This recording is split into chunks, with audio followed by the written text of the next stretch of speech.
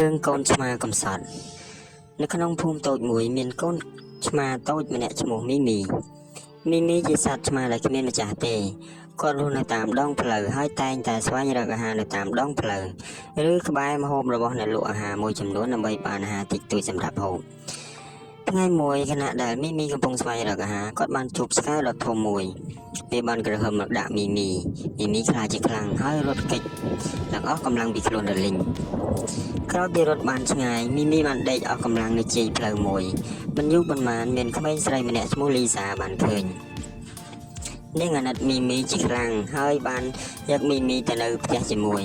នៅទីនោះមីទទួលបានអាហារព្រមទាំងកន្លែងដេកដ៏កក់ក្ដៅមួយលីសាបានមើលថែរក្សានិងស្រឡាញ់គាត់ដូចជាក្រុមគ្រួសារចាប់ពីថ្ងៃនោះមកមីមិនមែនជាកូនឆ្មាដ៏កំសត់ទៀតទេ